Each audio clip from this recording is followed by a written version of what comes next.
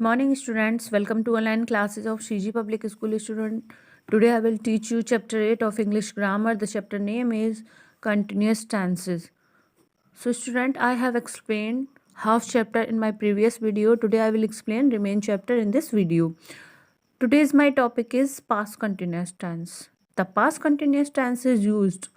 आज हम आपको बताएंगे कि पास्ट कंटिन्यूस टेंस का यूज़ कहाँ पर होता है to describe an action going on at a point of time और over a period of time in the past.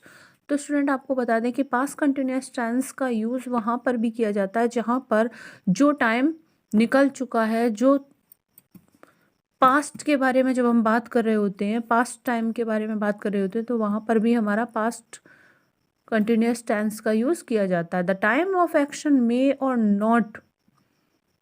May not be indicated.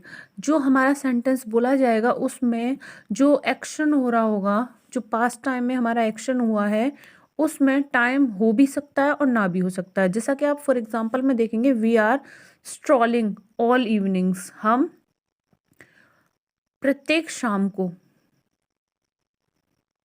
इधर उधर घूमते थे।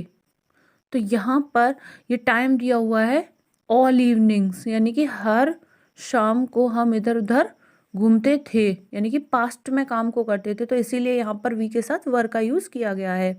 और यहाँ पर मेन वर्ब जो है उसमें आईएनजी प्लस, मैंने आपको बताया था कंटिन्यूस जहाँ पर भी होता है वहाँ पर आईएनजी प्लस हो जाता है। और जैसा कि यहाँ पर बताया गया है, टाइम हो भी सकता है और टाइम नहीं भी हो सकता है।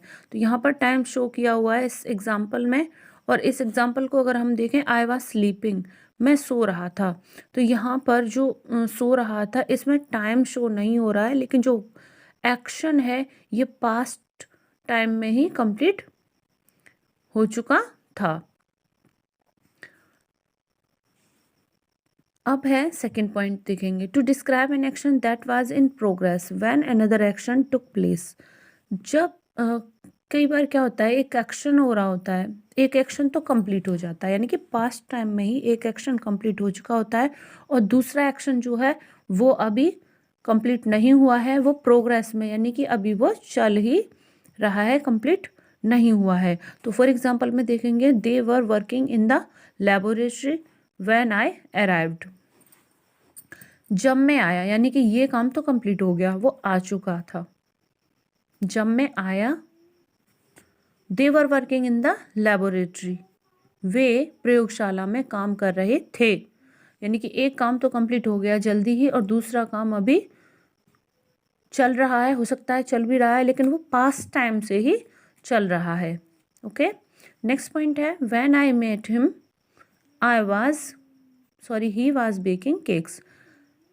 जब मैं उससे मिला, यहाँ पर एक एक्शन कंप्लीट हो चुका है और दूसरा एक्शन स्टार्ट हो रहा है, ही वाज बेकिंग केक्स। वह केक पका रहा था या फिर केक जो है बेक कर रहा था। तो यहाँ पर एक एक्शन कंप्लीट होने के बाद दूसरा एक्शन अभी प्रोग्रेस में चल रहा होता है, वहाँ पर भी पास्ट कंटिन्यूस टेंस का यूज़ किया जाता है।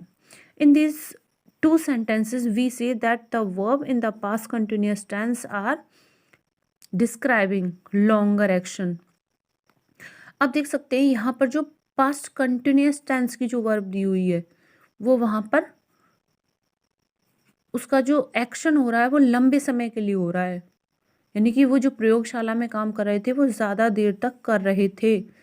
और यहाँ पर अराइव्ड वो जल्दी ही आ चुका था। और जो यहाँ पर आपकी सिंपल पास्ट की वर्ब दी हुई है वो शॉर्टर है, यानी कि वो जल्दी ही हो रही है। तो यहाँ पर अराइव्ड जल्दी आ गया और यहाँ पर व्हेन आई मीट, जब मैं उससे जल्दी ही मिला। लेकिन यहाँ पर वाज बेकिंग, वो बेक करने का काम लंबे समय तक कर रहा है। तो अब हम जानेंगे फ्यूचर कंटिन्यूस टेंस के बारे में। तो ये आपको नेक्स्ट वीडियो में मिलेगा। तब तक के लिए थैंक यू।